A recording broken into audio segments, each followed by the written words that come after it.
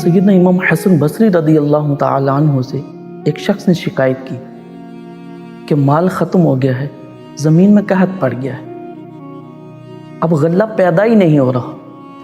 تو آپ رضی اللہ تعالیٰ عنہ نے اسے استغفار کا وظیفہ دیا کہ تم استغفار کیا کرو۔ تھوڑی دیر کے بعد ایک اور شخص آ جاتا ہے، تو آپ رضی اللہ تعالیٰ عنہ سے پوچھا کہ تمہیں کس چیز کی طلب ہے؟ وہ عرض کرتا ہے کہ یا سیدی میرے ہاں اولاد نہیں، میرے ہاں اولاد نہیں اور میں اولاد کا خواہشمند ہوں۔ آپ رضی اللہ تعالیٰ عنہ نے اسے بھی استغفار کا وظیفہ دے دی۔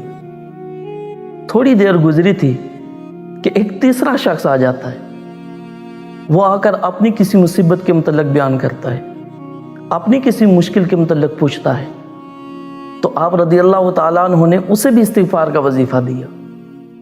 اب پاس بیٹھے احباب وہ اس بات پر بڑے حیران تھے۔ ان میں سے ایک نے پوچھا کہ یا سیدی آپ کے پاس 3 مختلف لوگ آئے، ان کے معاملات بھی مختلف تھے، ان میں سے ایک تو اولاد کا طلبگار تھا، ایک مال کا طلبگار تھا، تیسرا اپنی کسی مصیبت سے آیا ہوا تھا، اسے کسی اور چیز کی ضرورت تھی، کسی اور غرض سے آیا تھا۔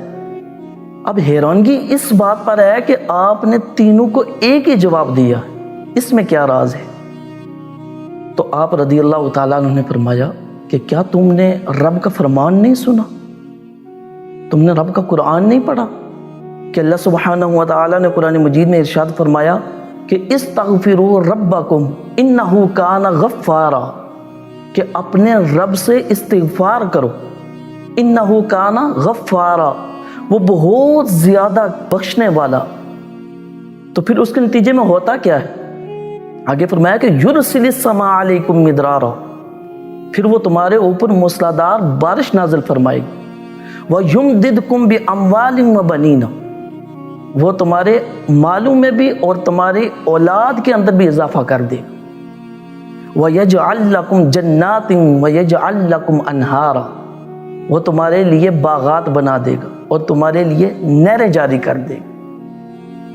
اللہ کے حبیب صلی اللہ علیہ وآلہ وسلم نے ارشاد فرمایا کہ مبارک ہے اس شخص کے لیے کہ جو قیامت کے دن اپنے نامہ اعمال میں کثرت سے استغفار پائے، اس کے لیے مبارک ہے۔ سیدنا علی رضی اللہ تعالیٰ عنہ نے فرمایا کہ میں حیران ہوتا ہوں اس شخص سے کہ جس کے پاس ہر مسئلے کی کنجی ہے پھر بھی وہ پریشان رہتا ہے۔